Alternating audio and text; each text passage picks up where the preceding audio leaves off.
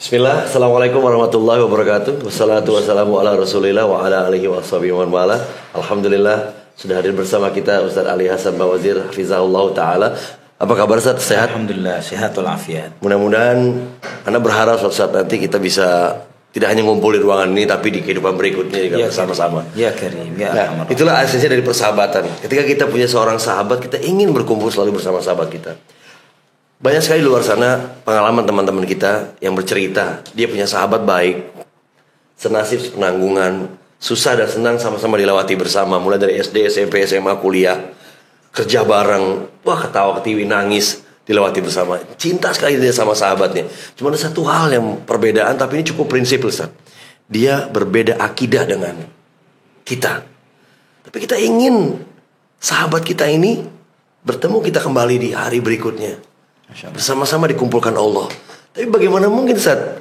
Bagaimana menjelaskan tentang Islam? Dari mana mulainya?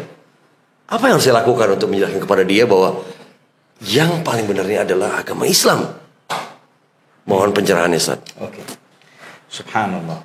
Ini perasaan yang antum punya, yang dimiliki oleh teman-teman kita yang berharap agar teman dekatnya yang belum merasakan nikmatnya hidayah Islam ini, berharap agar dia ikut memiliki dan merasakan nikmatnya hidayah Islam, adalah perasaan yang baik, ya, karena Nabi Shallallahu Alaihi Wasallam sendiri menegaskan, la yu'minu ahadukum hatta yuhibba li akhihi ma yuhibbu li nafsihi. Tidak akan sempurna iman salah seorang di antara kalian sampai dia mencintai apa yang baik untuk saudaranya sebagaimana dia mencintai yang baik untuk dirinya. Ya, jadi kita mengharapkan, kita merasakan kenikmatan dan baiknya nikmat Islam dan iman ini. Kita berharap bahwa saudara kita pun, teman kita, sahabat kita merasakan hal yang sama. Nah, bagaimana caranya kita berdialog atau membuka omongan, ya, membuka omongan, memberikan bahan diskusi, memberikan pencerahan kepada teman atau sahabat kita itu, agar mereka mulai terbuka hatinya untuk tercerahkan memahami Islam. Yang paling mendasar adalah dengan mengajukan pertanyaan. Ya, karena pertanyaan itu, kalimat pertanyaan ini akan membuat seseorang merefleksi ke dirinya sendiri. Ya, misalnya pertanyaan yang bagaimana? Misalnya pertanyaan yang sederhana-sederhana tentang masalah ketuhanan. Ya, menurutmu siapakah yang layak dituhankan misalnya? Siapakah yang layak dituhankan? Seperti apakah sifat Tuhan yang semestinya kita sembah? Misalnya, kita menyamakan persepsi dulu Ustaz. Ya, kita tanya, Tuhan yang layak disembah itu yang sifatnya bagaimana? Ya. Karena sebagai contoh misalnya Allah subhanahu wa ta'ala di dalam awal surat Al-Baqarah Allah berfirman, ya ayuhan nasu ubudu rabbakumul ladzi khalaqakum wal ladzina min qablikum la'allakum tattaqun.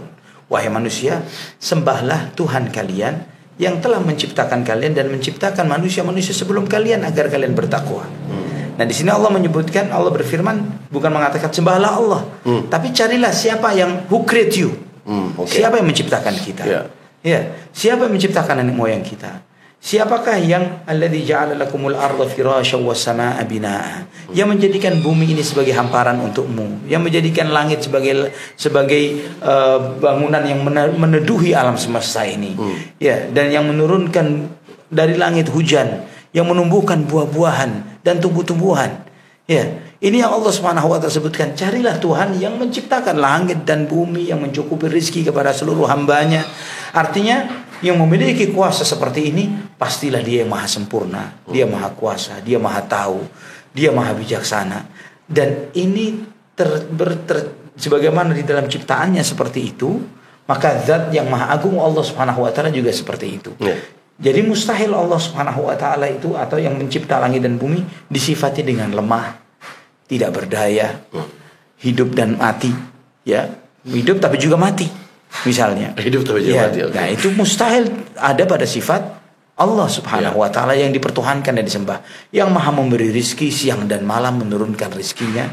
Nah, ini menunjukkan sebagai maha pengasih, maha penyayang, maha memberi rizki kepada hambanya. Dan ini mustahil dia kemudian memiliki sifat yang pendendam, yang menyebabkan setiap makhluk ciptaannya itu terlahir sudah nanggung dosa misalnya, dan itu pun tidak bisa diampuni dosanya begitu saja, sehingga harus mengorbankan dirinya atau mengorbankan anaknya yang paling disayangi untuk mati di tiang gantungan. Nah, misalnya ini menunjukkan sifat-sifat pendendam, lemah, tidak pemaaf, tidak adil. Ya, ini mustahil pada sifat sosok Tuhan Tuhan. itu, oke. Nah, itu sebagai contoh-contoh bahwa tanya sifat Tuhan yang bagaimana yang semestinya disembah. Kemudian cari fit and proper test terhadap Siapa yang kelayakan pantas Tuhan, disebut yang, sebagai Tuhan? yang layak dipertuhankan. Oh, Begitu. Coba, apakah kita tidak diberikan kecukupan data untuk bisa menemukan atau mendapatkan Tuhan yang layak untuk disembah? Begitu. Jadi terdengar sederhana tapi harus diperjuangkan. ya, Ustaz. sederhana, ajukan pertanyaan. Oke. Karena di antara tipu daya syaitan ke diri kita adalah seringkali membuat kita ini keluh untuk memulai hal-hal seperti Betul, ini. Ustaz.